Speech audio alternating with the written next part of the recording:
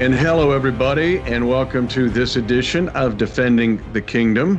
Mitch Holthus with you, a voice of the Chiefs, along with the man that we call the Shop, also the Barber and Barber Shop, which has taken on a whole new meaning now, my friend, or the Spider. But back to the Barber Shop.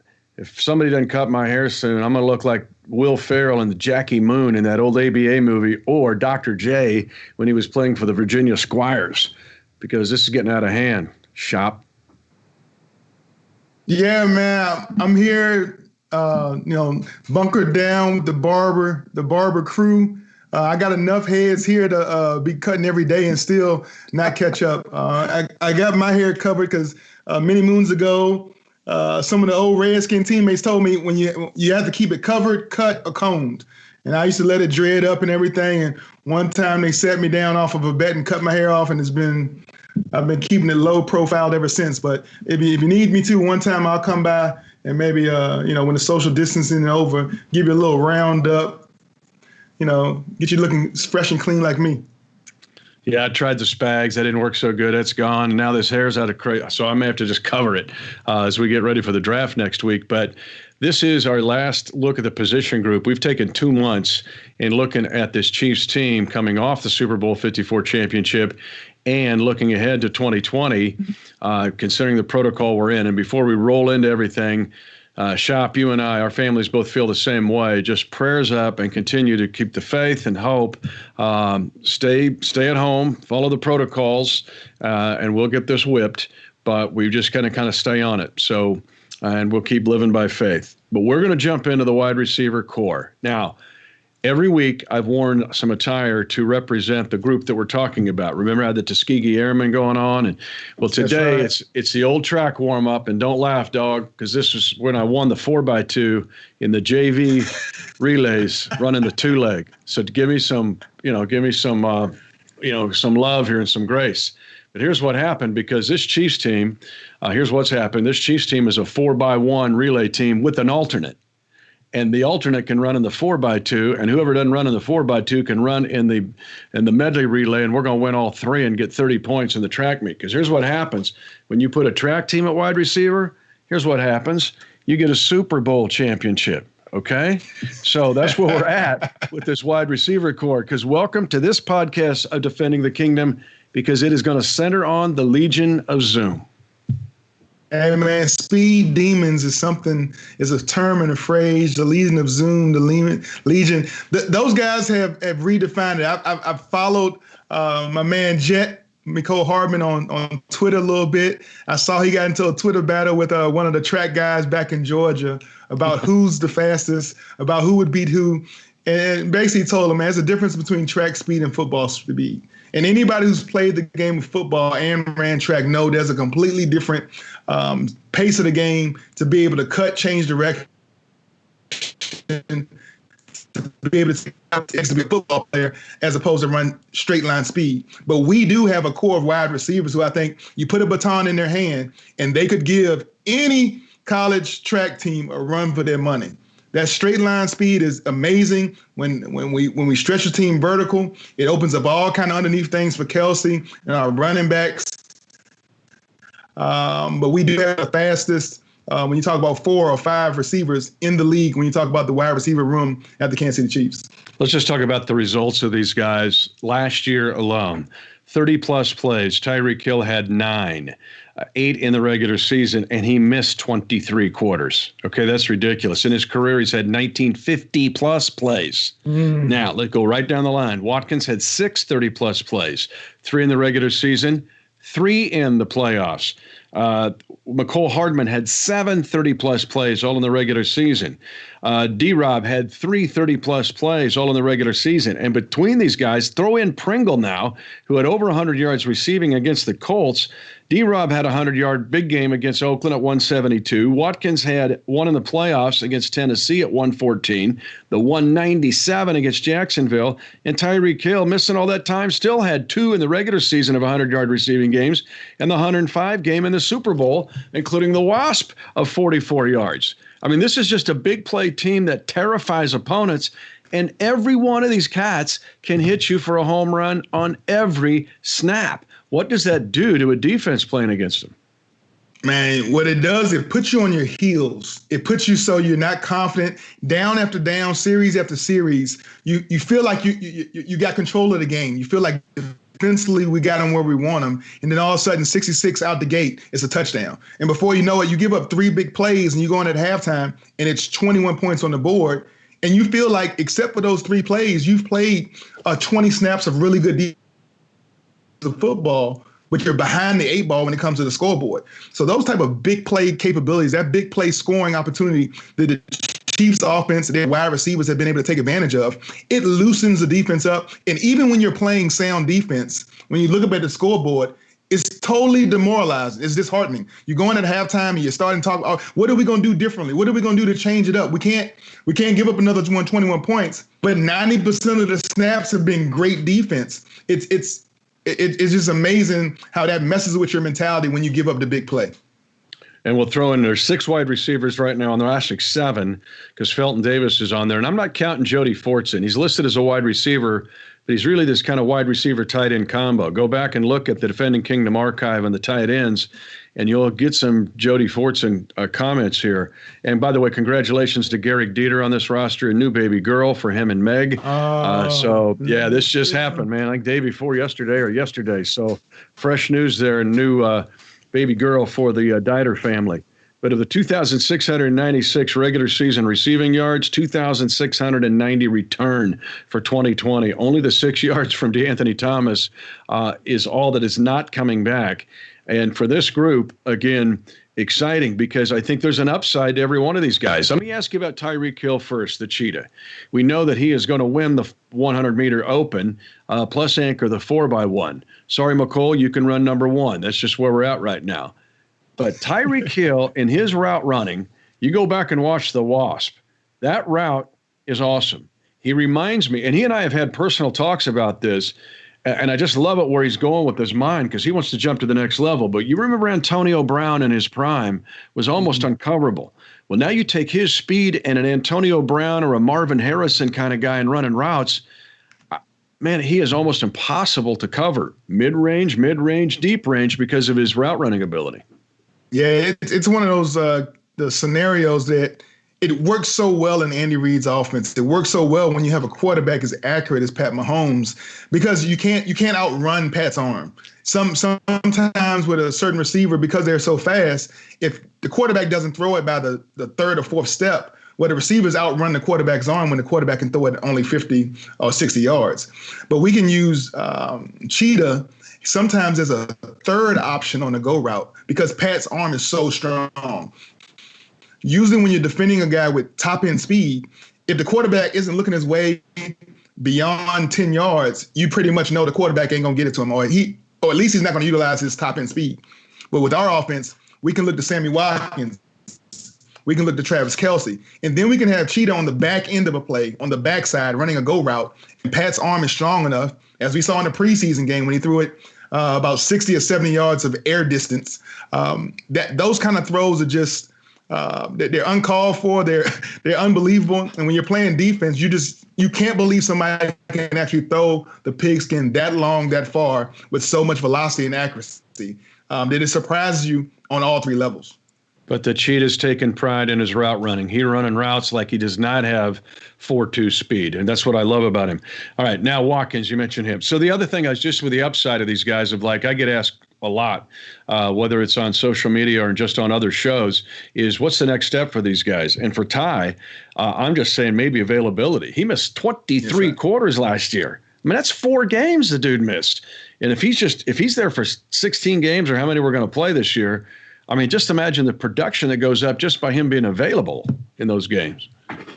Yeah, looking at his social media, you can tell he's a muscular, high-strung guy, right? He's put together, like we said, pound for pound, one of the strongest receivers in the league. But when you add his speed, his quickness, his that immediate change of direction, there are backyard routes that this guy can run that are going to be uncoverable on so many levels. And then when you talk about that playmaking ability, the vertical leap, the hang time when balls are 50-50 balls, again, we say it over and over again. He's unguardable one-on-one, so he's always going to have a safety over the top, and that's going to make our running game even that much more potent, and all the underneath stuff to Kelsey. And so we always have noticed that the cheetah is so dynamic, but that just plays a part in continuing the evolution of our wide receiver core, because you go from a cheetah with top end speed to a jet with amazing, outstanding boom speed. And now you start talking about Sammy Watkins, his experience, his athleticism, his range, his catch radius. He has amazingly big, strong hands. And then after the catch, all of these guys usually make the secondary look a little bit embarrassing. Well, and Sammy's coming back, as we know, and got that contract change to help the Chiefs with the salary cap situation. Sammy had the incredible game against Jacksonville, but in the playoffs now, in 5 playoff games with the Chiefs, 34 targets and 24 receptions. You look what he did in the playoffs last year, 330-plus plays in the playoffs, and the Tennessee game, the 60-yard touchdown, the 114-yard catch. We know about beating Richard Sherman in the Super Bowl, but if Sammy Watkins can be if we just get a little bit of Jacksonville and a whole lot of the postseason with Sammy Watkins, look out, because there's another level for him.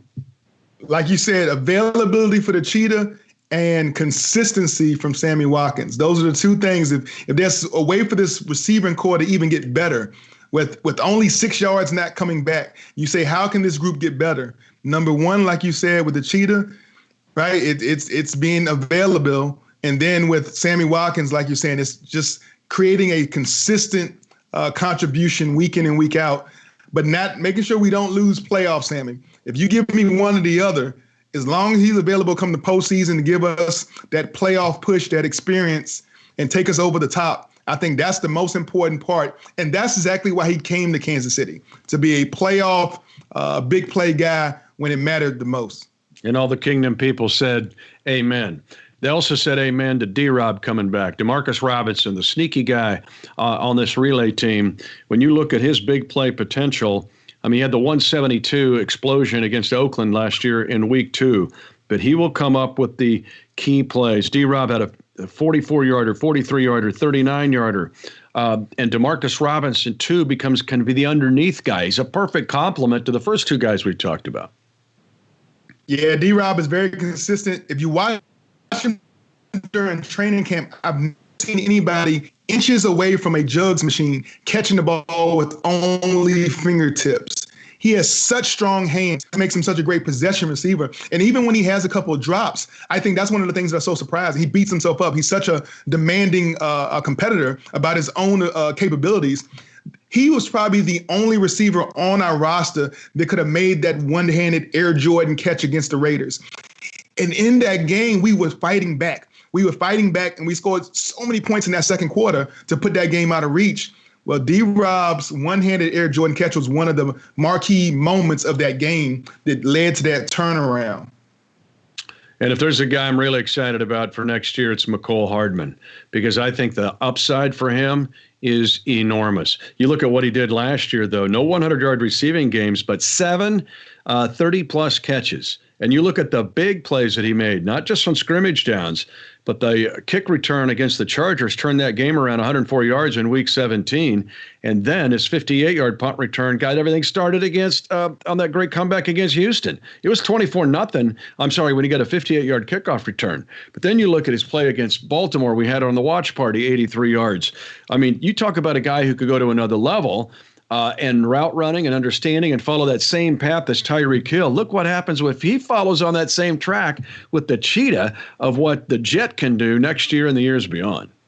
I think that one of the plays that stands out to me, and referring back to the Cheetahs, when he ran that deep stop against the Patriots and went down the sideline and ran away from everybody, we realized when a guy has top end, that next level speed, and they can kick it into a 7th gear and run away from a defense, we can run stop routes that can score as easily as a go route. So now it adds a whole different demeanor and a whole different philosophy to what you have to guard. You have to guard the deep and you have to guard the stop. And then you bring in McCole Hardman and watch his stop and go capability, his return ability, his ability to make people miss in a small space.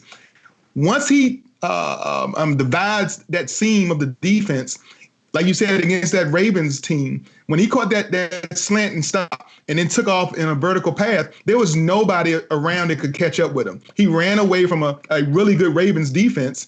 And that kind of capability allows a whole nother set of routes to be added to what can score. When you talk about every play has the ability to be a scoring play when you talk about what the Chiefs are doing on offense. Crazy.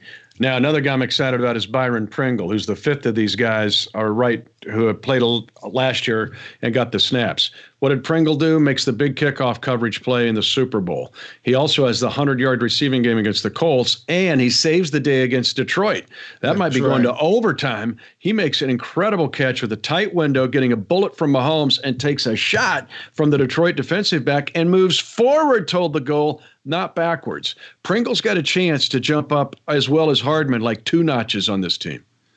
Man, when you have a fifth guy with that type of tenacity and that type of grit and that type of hunger to get on the field, it can do nothing but push the guys ahead of him to be even better.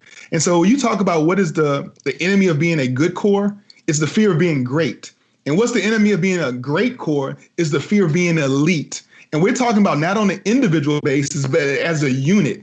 And you're only as strong as the weakest link, and nobody in that room want to be considered a weak link. And so he's working as hard as the top 4 guys. He's not taking a back seat to anybody. You give him a snap on the field, and Byron Pringle will make big returns on your dividends. All right, that's a long first quarter of this edition of Defending the Kingdom, looking at the best wide receiver core in the NFL, winning the 4x1, the 4x2, and the medley relay to get 30 points in the AFC West track meet. Now we're going to go on. The second quarter is what I think Andy Reid requires in these guys and any receiver that plays for him. And I'm going to take these a couple at a time. The first one, 2 at a time here. Every route can be your route. The second one is understand the big picture. Andy Reid is brilliant. When I get a chance to talk to him about the geometry of the game, how he creates triangles and angles to get guys open, I'm like, who am I talking? This is dude's Einstein. But to get guys to understand the angles of the field, the geometry of the field, and then also understand in this offense with this quarterback, every route is your route. Now, some might think, well, that's just basic. No, it's not. If I call I got a 3-number route, I got a 243 route Y under, then that means, hey, you're running the 2 route, you're the second guy, you're running the 4 route, you're the primary guy on that. Not with this. So as these receivers, every route's your route, and understand the geometry of Andy Reid's offense. Yeah, every receiver understands, even if the initial play, the first 3 steps, the first, second, and third read are not available, they have a quarterback who can create extra time. And not only create extra time, but has an arm big enough it's an unlimited target. The area, when we talk about defenses trying to be top down, most defenses shrink as the play go on and on. As I say, they call it a glue technique. When the quarterback starts to scramble, you find somebody in your area and you start to stick towards them. You want to glue toward them. Well, when you don't have eyes downfield 30 and 40 yards, or you don't have the arm strength to throw it 60 yards, it creates a certain boundary that the defense no longer has to guard. And so they can start coming up, start to shrink the field. When you talk about vertical seams, they shrink the field and started to make it tougher and tougher for you to throw the ball. Mahomes' deep ball is always active. He always has the green light. And so it keeps those deep safeties deep. And that creates those vertical angles and seams for other routes to still start to uncover, even when they're not planned to. So you stay alive, you run the routes, you understand the angles, and you also understand who's guarding you in those angles. Late in the down, you'll realize if there's a linebacker trying to glue towards a wide receiver, a slot receiver, well, that's a win for us. And if we give Pat enough time to find that mismatch, to find that advantage chief, not only will he make them pay, but he has the accuracy to make it not just a first down, but sometimes a touchdown. All right, the next 2 characteristics, if you're going to play wide receiver for Andy Reid in this offense, is 1, playing with Mahomes. You're catching Max Scherzer, okay, because the arm angles are coming from all over the place. Or the next pitch might be Aroldis Chapman, because it might be coming at 105 miles an hour. You got to play with the GOAT. You're drinking goat milk every day because you're with the GOAT every day. The second part of, get your thought on it, is in Andy Reid's offense, and I've had a lot of talks with him about this, you've got to know all 3 positions. Well, I'm an X. Well, no, I'm a Z, or I'm a slot, or I'm an F. No, you're all of that. Okay, you've got to understand every position, and that's why having these guys in the continuity where they understand this offense, where Sammy can play an X or a Z. Any one of these guys can play any of the positions. What about having, because I'm looking at these young guys. Now we're going to transition after halftime to look at these young guys in this draft. Well, in this offense, you got to play with Mahomes. That means something crazy is going to happen or good, but you better have your catcher's mitt out. And then 2, knowing that you've got to can play all 3 positions or 4. Yeah, and playing all 4 positions is not only knowing what to do when you line up at X or at Y or at Z, but also understanding on a certain route how that route uncovers late in the downs. Because if you don't know how the X and the Y or the X and the Z, or if you don't know what they're doing on the route, then you don't know where your opening is going to be as the Z. And so you have to know what everybody is running. And then you also have to know how that individual receiver, whether it's Mecole Hardman, whether it's Sammy Watkins or Cheetah, what is their tendency when a play breaks down? Do they break vertical? Do they break toward the sideline? Do they stop in the hole? And does that allow for you to break 15 yards behind that whole stop? Or if you know that Mecole is going to the sideline, then you break deep off of him. Or if you know Cheetah is going to go out and up, then you run across the field and stop. All of those things work in complementary of one another to create such a dynamic that I think there are some defensive coordinators who would rather us throw the ball, get it out of our hands, than ever attack and pressure Mahomes because they're so scared of what the entire receiver core does to them once a play does break down. So they try to play super soft, make us throw the ball in front of them. Then they have a chance to swarm attack, try to strip the ball out. Because if you try to get pressure on Mahomes and he gets out of that pocket and extends the play, man, bombing Betty, those deep threats come open.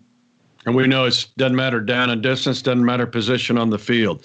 The final 2, and maybe my most favorite non-Chiefs duo receiving would have been Marvin Harrison and Reggie Wayne of the Colts in the Colts heyday with Peyton Manning, like late 2000s, because this next category gets me. But these 5 guys we talked about fit it. Playing in the 2-minute, playing in the red zone, and unselfishness. Think about it. There were 4 of these 5 that had 100-yard receiving games. All right, 197 for Sammy, 172 for D-Rob, 140 in the Minnesota game for Tyreek Hill, 103 in the Colt game for Pringle, and Hardman didn't have one, but he had all these great catches, an 83-yarder. You got to be unselfish, all right? You aren't going to win the fantasy league maybe. That's okay. You're going to win the reality league and have confetti on your head.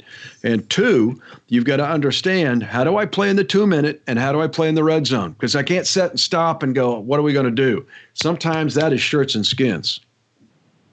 Man, you got to know how the game situation, it forces you to evolve as a player. You have to know how to handle game situation, big moments. If you're going to be on a roster with a quarterback like Mahomes, with a head coach like Coach Reid, you know you're going to be in some of the biggest games. You're going to be in prime time games. You're going to be in the biggest lights. Not only the playoffs and postseason, but the Super Bowl. It's how you arise and how do you rise up in those moments. They're going to signify your career. So you talk about how do we get a D-Rob, a guy that everybody thought in free agency was going to hit the market and demand $10 million a year for some team. How do we get that kid to come back and accept to be a role player in this offense?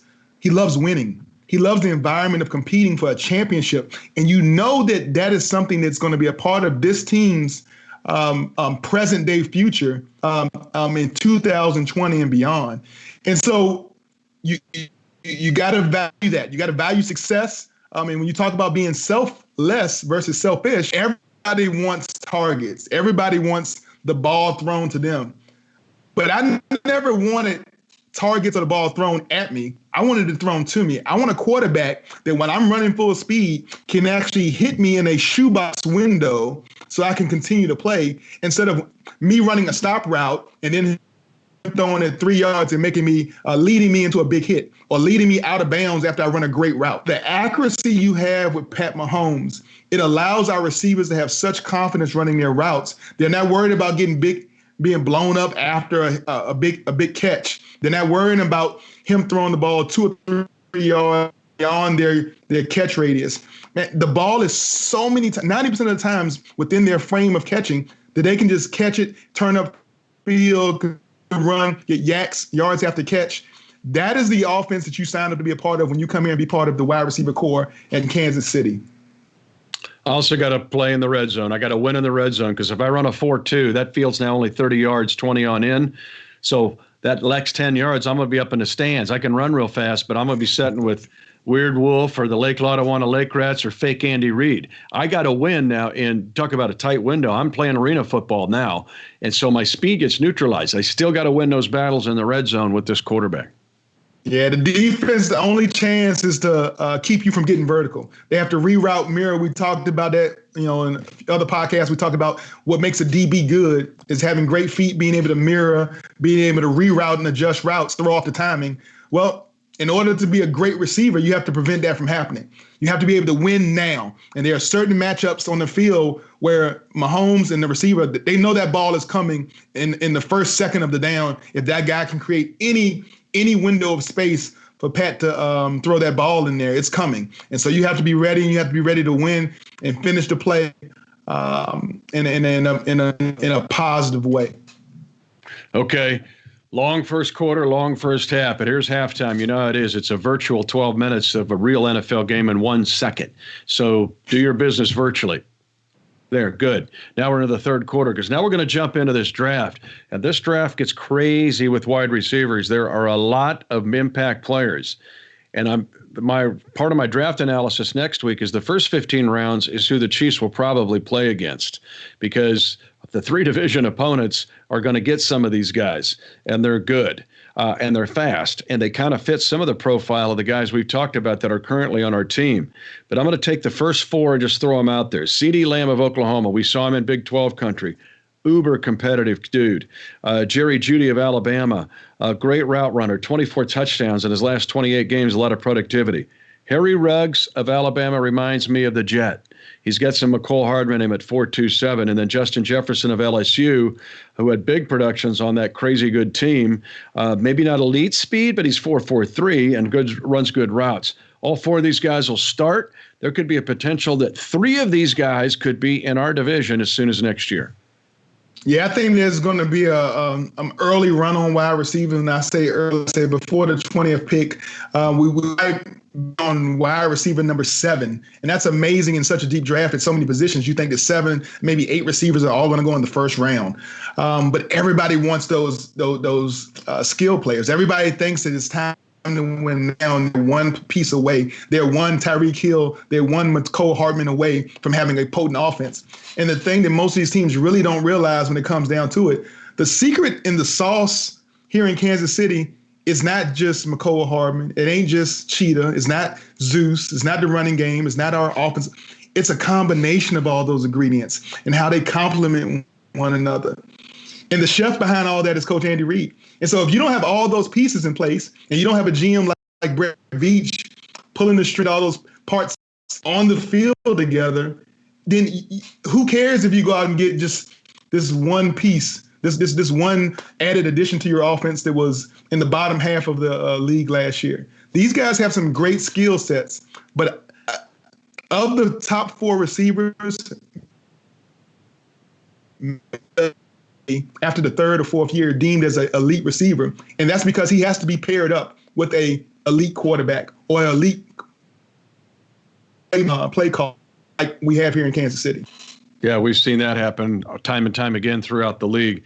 Then there's a next group of guys, and this next group of guys to me could help dictate the Chiefs' pick if they don't pick a wide receiver at 32, in that a guy like Laviska Shenault of Colorado, who's kind of jumping up the board. T. Higgins of Clemson's well-known. Ayuk of Arizona State just had core surgery.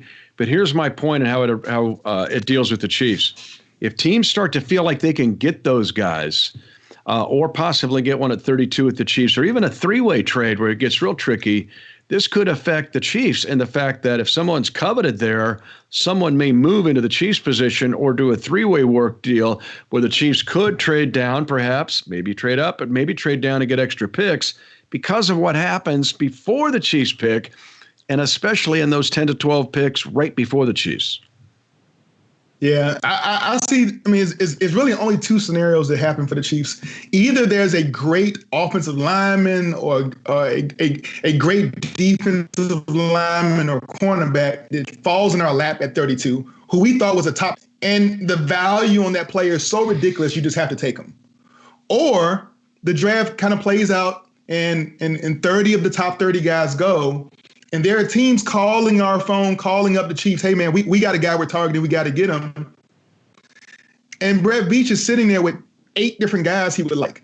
And it doesn't matter. They all had great value, whether it's a wide receiver, cornerback, offensive tackle, whoever it is. He has 8 of them he wouldn't mind having. And he trades down 5 or 6 spots and gains 2 picks.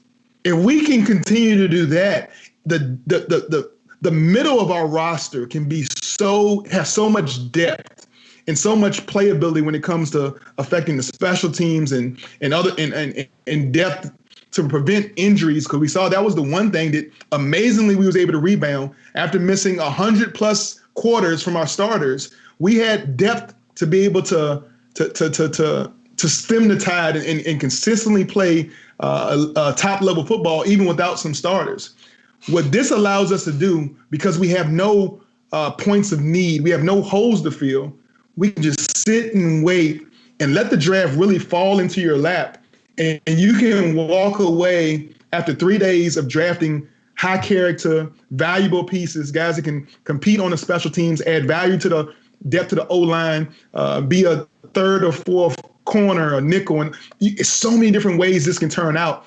But it always turns out in our favor because we don't have any pressing needs. That's the beautiful thing about having a wide receiver core coming out that are, I mean, I'm going almost 15 deep before I get to the guy at Notre Dame that I love, Claypool. Yeah. And the thing about getting him in day 3, day 4, I mean, to get him in the 3rd or 4th round, I mean, he's a guy to get on the field right now and be a red zone beast. And you think about adding that just 3-4 snaps a game to an already elite offense. Just another different piece of the puzzle that can make this offense from being great to elite. And there's other guys too. Denzel Mims of Baylor, Jalen Reagor of TCU, 2 Big 12 guys that we saw in our area. KJ Hamler, Penn State, Pittman of USC. His dad played in the NFL. You already mentioned Claypool. There's Davis of Central Florida, Edwards of, I mean, there's a bunch. The South Carolina kid is interesting, Byron Edwards too. But and looking at those guys, and I'm not going to say any one specific guy, but a lot of these college systems, these guys are running 2 routes. Yeah. It's almost like they're running a 9 and then maybe a post. But it's not, I don't see tons of crossing patterns or choice routes because a lot of them are spreads and I'm just going to throw it up there and you go get it. That's why I'm saying if you've got to look at these guys and try to see because we just went through in the second quarter what Andy Reid wants in a receiver. And that means multiplicity of things and learn how to run every route tree. That means running routes, getting open, how to understand angles. And a lot of these guys were good college players, but depending on the pro system they go to, it could be a deeper learning curve than maybe people think. And that's why you see the hidden jewel in a Mike Pittman Jr. because you know he comes from a football family. You know his dad has been talking to him up and down the board because he was such a great receiving threat for the Arizona Cardinals all those years.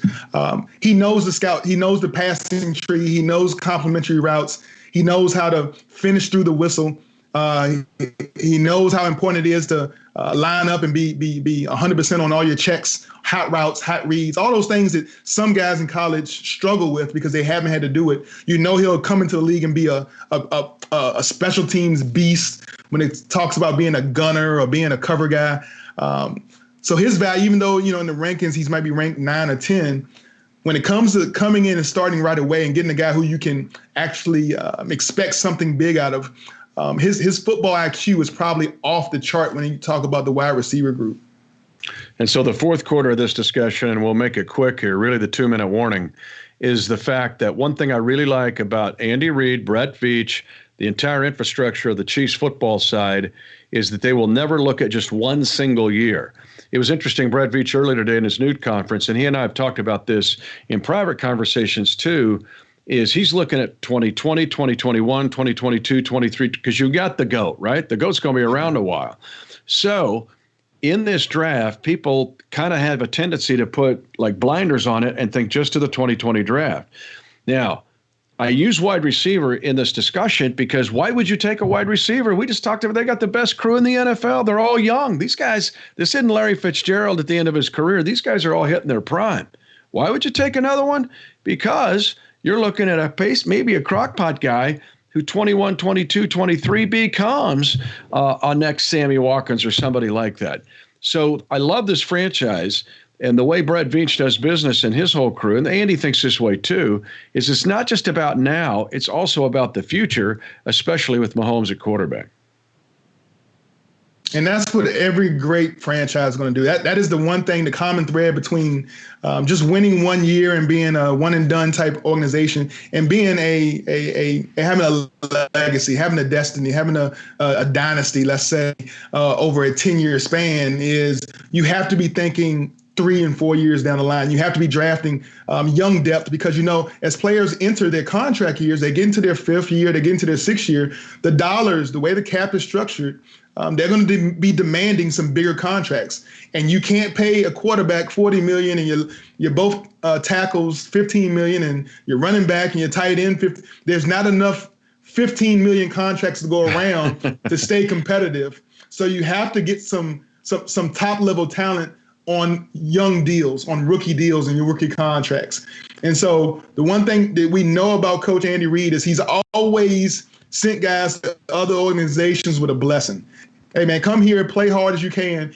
If you ball out for our team and other teams want you and they want to give you top dollar to play beyond what we can really afford to pay you, we're not going to hate on that. We're going to bless you. We're going to send you among your way. We're going to cheer for you when you're not playing us. But we always got to be, like you say, we always got to be investing some ingredients and some pieces into that crock pot, looking for that next breakout player. And you miss that if you only thinking about the now and you're not drafting for value and you're not drafting for the future. Brett Veach does an awesome job, his entire staff, of preparing that board and sticking to that board and making sure they keep this organization running as a champ on a championship level. All right. Well, we'll close it out, but I appreciate your backdrop there, the old Shawn Barber, ready to unleash it. Hey, 59. That's who they need to draft. That's who they need to draft with the last pick, the 7th round pick. Come on, get that Shawn Barber kid out of University of Richmond. Let's go Spiders. Yeah, and since we don't have a 7th round pick, that's probably a pretty good idea. We'll just keep it that way. And the other thing I would say is 59. That's a good number. Donnie Edwards. We're going to post an interview I did with Donnie, who preceded you in wearing that number. I think we're going to get that posted maybe tomorrow in the next couple of days. It's phenomenal what Donnie Edwards is doing for World War II veterans. I mean, it's amazing. You'll want to see it. And then Reggie Ragland now is a Detroit Lion, so 59 is wide open. So that first-round draft pick we take, if it's a linebacker, we may give him 59, brothers, so get ready. Oh, we got it's some good ones that might be available between Patrick Queen and the Murray kid out of Oklahoma. Both of those guys are, and they might fall. Like I said, with all the skill position and quarterbacks and receivers, all these other positions being taken, if one of those guys are available at 32, like I said, a top 20 value falls to your lap at 32, that would be a great addition to this defense. Hey, if there's Murray Queen or Zach Bond sitting there, you would give him 59, and I'll give him my JV track warm-up from the JV when I ran the second leg of the 4x2. Thanks, Barbershop. Next week, we're going to take a week off from the Defending Kingdom podcast because we're going to be all about the draft. And just check it out on Chiefs.com. We got some awesome draft ideas coming up next week. We're going to load you up, and then once draft day hits, Thursday, Friday, Saturday, Sunday, we're going to be all over it. It's going to be a lot of fun. Shop, stay home, stay safe, take care of that one-room schoolhouse you got. It's Little House on the Prairie with Shawn Barber. And folks in the kingdom, continue to pray up, and we'll get through this. But thanks for joining us, and we'll see you next week for the draft. This is the Chiefs Official Podcast Network.